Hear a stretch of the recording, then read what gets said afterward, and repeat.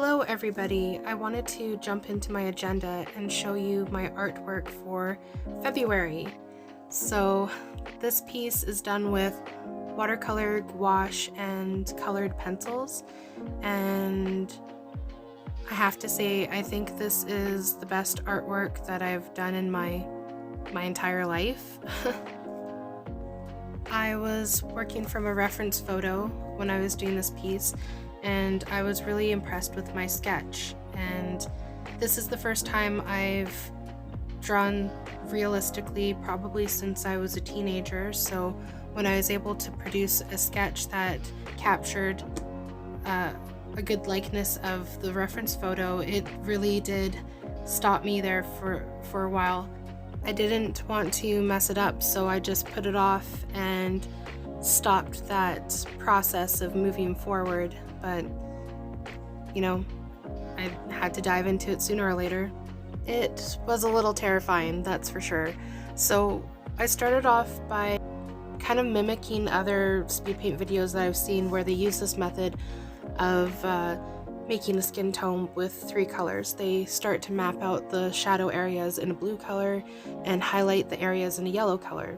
And then what you do after those layers dried, you add a watered down layer of magenta, and it starts to turn into a light skin tone. And it was really magical to watch. Like, I was kind of really impressed with the results. I'd like to continue to try and do more of this underpainting and see how I can do it for like darker skin tones, and just see if I'm successful in doing that. It would be wonderful to develop the color even more, but I wonder if I have to like introduce maybe a little bit of burnt sienna later on. But back to this painting. So you can see here the layers have dried, and so in those, when I put an even wash of the magenta, and where the blue was, you can see that it was definitely darker than the areas that I had the yellow.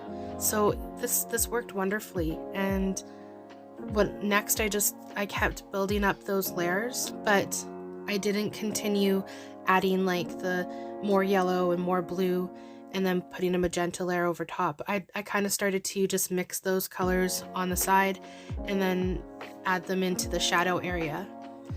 So I really wasn't touching the highlight as much. I wanted that to try and stay as light as possible, and so I was just deepening the shadows. The hair was the most interesting part for me because usually when I'm working with hair, I kind of lay down the lightest colors, and kind of sculpt out the hair in the lightest color. But for this piece, her hair is a brilliant white, so it's not like you can lay down white and work from that stage to darken it. So I had to work mostly in the shadows, and I used blue and magenta for that because it's a safe color choice. And in the photo she has a lot of gold in her headpiece and in her collar, so I wanted to keep that color. I wanted to do the bright yellow. As for the rest of the photo, I started to take more artistic license and do things a little bit differently. The background in the photo is very gray, and her skin tone was really pale, and I just couldn't seem to pull that off, and so I decided to warm up the piece. Her skin tone is a lot warmer, and I started to introduce green into the background because I liked that a lot better than just having gray. And it was at this moment that her hair really developed. I'd start to understand that the way that you wanted to create the shape for white hair is to do the background color, and that will bring out the shape. But then, because I worked on the shadow layers previously, once I started defining that outline of her hair, it just came through and it really popped out, and I had a deeper understanding how to create the painting for her white hair. And after a while, I was looking at the light pastel colors, and something that was really interesting about the original photo was that it was it had those gray tones, and it was very muted, and I didn't want the piece to be super vibrant, so what I did was I started mixing black into the green background so I could introduce that dusty gray tone.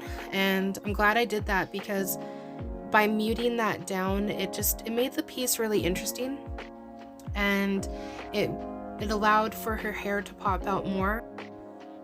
Next, I realized that I made her skin too dark, and so I started using gouache to bring back the highlights in her face. And I'm so glad that I did this, because it really helped enhance the piece. I love working mixed media and with gouache, because you hear me saying this all the time, you can lay light colors on top of dark colors using gouache, and you can't do that with watercolor. So this is it's great to do a mix of watercolor and gouache until you understand and get the hang of everything. It's really helpful. And here I'm putting wispies into her hair and realizing, I don't have enough contrast in the shadows, in the background. So at this stage I am fiddling around with my contrast. So I'm brightening up her skin and realizing like these little swipes that I'm making is giving her skin more texture, which is perfect because she's an older woman, and I was able to get some of those lines on her face and brighten up the areas. It really made it pop and come alive. So I really like that. And here I'm deciding to brighten up the gold and try to darken and develop the color in the background too, because like I said, I think I've already said this, I tried putting wispies into her hair, but I didn't have enough contrast in the background and in the shadows of her hair to get those defined lines. I just kind of went back and forth playing around with the contrast, deepening shadows, lightening up the zone. I decided that I wanted to pop some pink into her face. It was just a really pretty color, and it just really worked well with the green. I like working with pink opera. It's one of my favorite colors, and I didn't want it to look too cartoony, but I did want to bring a little blush to her face. And so yeah, I'm deepening the shadows. I made her neck too dark, so I keep putting in shadows and then lightening it back up, and it kind of worked again, because later on I was able to create the lines in her neck and everything too. And here I'm putting the shadow in her eyes, and then her eyes started to kind of pop out and become alive, and I had a wonderful time doing this piece, and I learned a lot.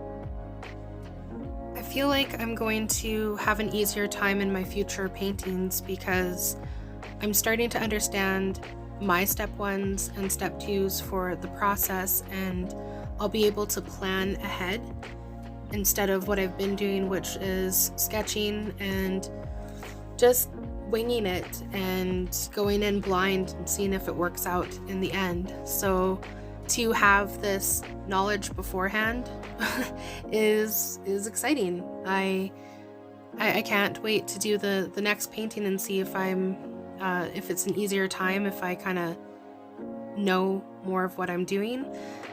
So with her headpiece and her collar, I do work in some more details, like I'm putting in some blues, and I'll do light yellows and greens, little baubles, maybe they're pearls, I'm not too sure, and I define some of the leaf shapes.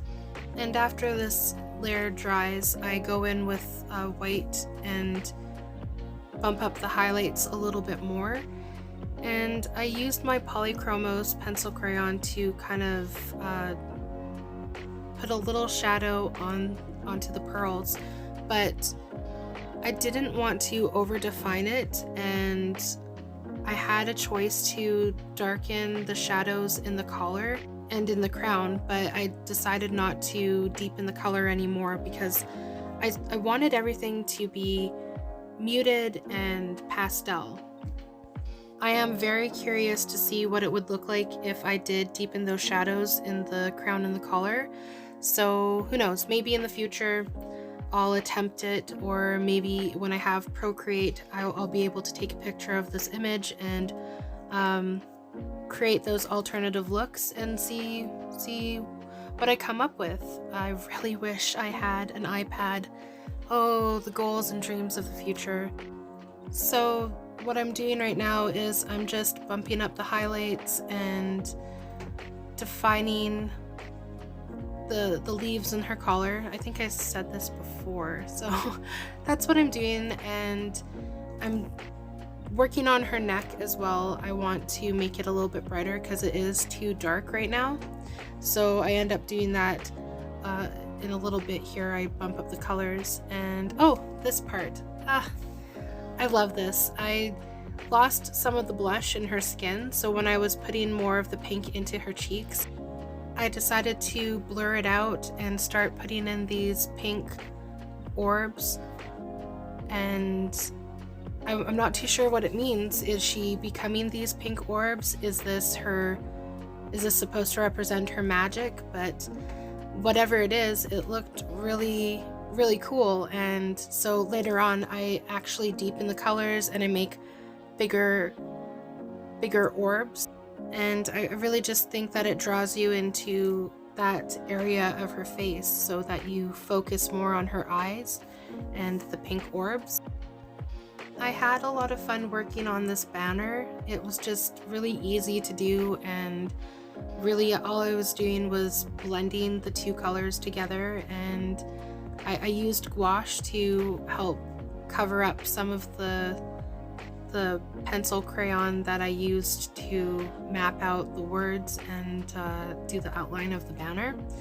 And some of it shows through, but it doesn't really matter because I go in later on to accent it with like a magenta pencil color. So yes, and here I'm just adding more highlights, and oh, this is so nice. Like once you put those little highlights in the eyes, that's when characters come alive for me.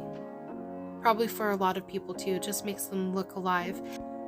Okay, so now I'm able to put in some of her hair strands, and I tried doing this before, and because the background was so light, I didn't have enough contrast to make those hair strands noticeable. But after building up the shadows on her neck and face and in the background, finally I was able to add those white hair strands and make it pop out. So I was really happy. White hair is challenging, but I understand it a lot better now, and all I'm doing at this point is making my banner look pretty. I'm blurring out some more of the pink and feeling very artistic. And yeah, and that's pretty much the end of the painting. So I hope you guys enjoyed the voiceover. I never know whether to do a voiceover or to pop in some music and call it good, but I do like commenting and sharing my thought process and some of my steps while I work in this speed paint. So I know how it helps me when I see other artists do it as well. So hopefully it might be, giving you some tips and tricks. If you guys have any comments, please leave them down below. I'd love to hear from you. And I guess I will see you guys in the next video. Bye.